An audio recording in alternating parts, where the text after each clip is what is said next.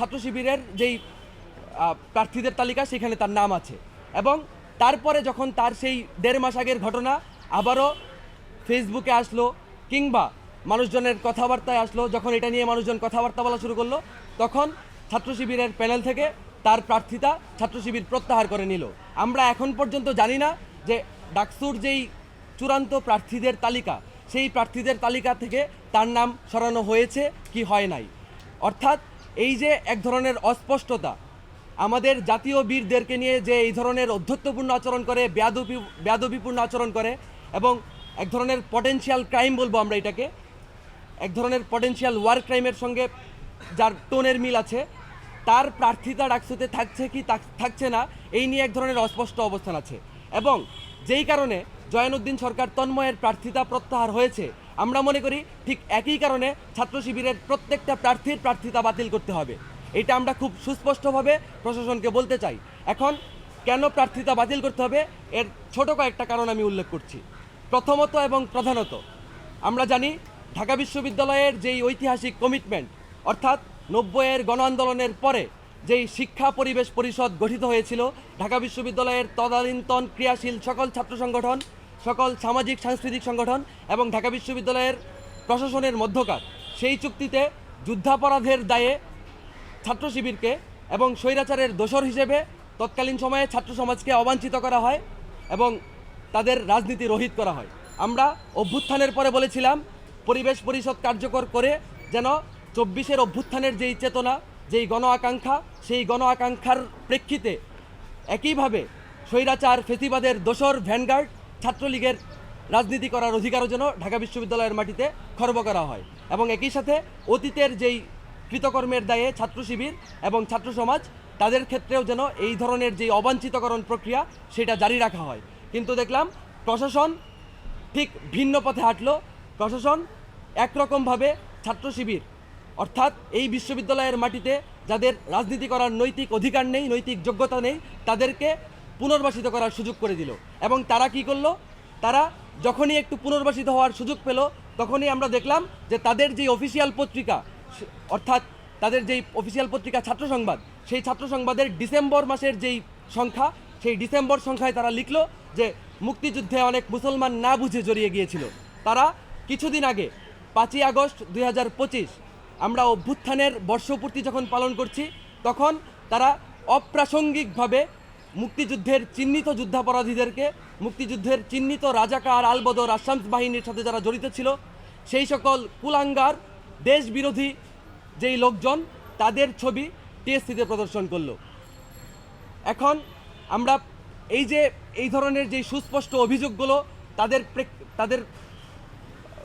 প্রেক্ষিতে যায়, তাদের বিপক্ষে যায়, এই অভিযোগগুলোর প্রেক্ষিতে আমরা তাদের প্রার্থিতা বাতিলের দাবি অনেক আগে থেকেই জানিয়ে এসেছি এবং এগুলো এখন বলা লাগছে, এটাও আসলে অনেক লজ্জাজনক। আমরা যখন প্রশাসনের সঙ্গে এই কথাগুলো বলতে গিয়েছি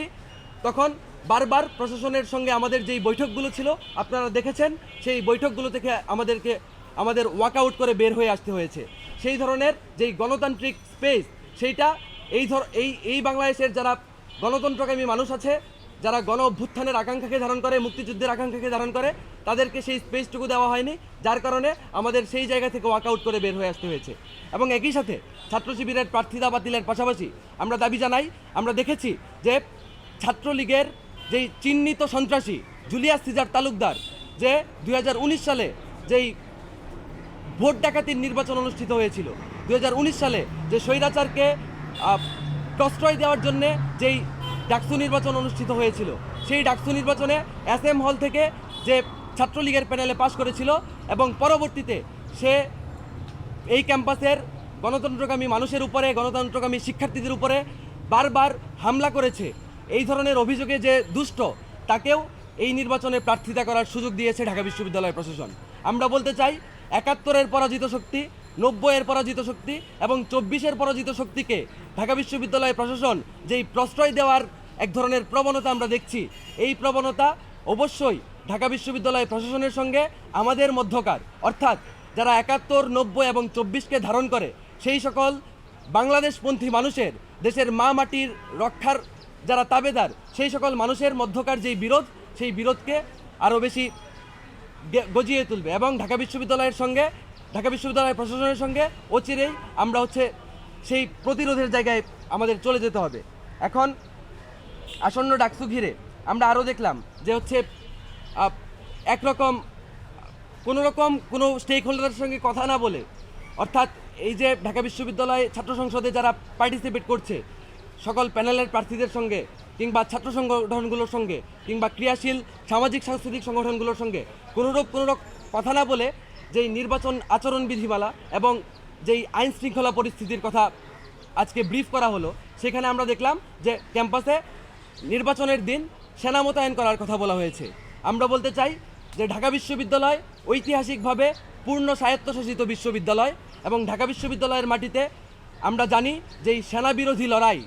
আমরা এই যে এটা আগস্ট মাস 2008 সালের আগস্ট ছাত্র আন্দোলনের কথা আমরা ভুলে যাই নাই। ঢাকা বিশ্ববিদ্যালয়ের কেন্দ্রীয় খেলার মাঠ থেকে গড়ে ওঠা সেই আন্দোলন কিভাবে সারা দেশে বারুদের মতো স্ফুলিঙ্গের মতো ছড়িয়ে পড়েছিল সেই ইতিহাস আমরা ভুলে যাই নাই। আমরা বলতে চাই the wind of August is still blowing, এবং আমরা এই ধরনের যেই মানে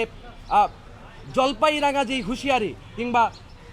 সেনা সমর্থিত যেই হুঁশিয়ারি সেটা আমরা বরদাস্ত করব না। আমরা ঢাকা বিশ্ববিদ্যালয়ের ঢাকা বিশ্ববিদ্যালয় প্রশাসনের যে এই ধরনের সিদ্ধান্ত, সেই সিদ্ধান্ত ঘৃণাভরে প্রত্যাখ্যান করছি এবং আমরা দাবি জানাতে চাই প্রয়োজনে নির্বাচন কমিশনের দক্ষ লোকদেরকে আনতে হবে। প্রয়োজনে নির্বাচনী যেই পরিবেশ, সেই পরিবেশ স্থিতিশীল রাখার জন্যে এখানে আইন শৃঙ্খলা বাহিনী বা অন্য সকল বাহিনীর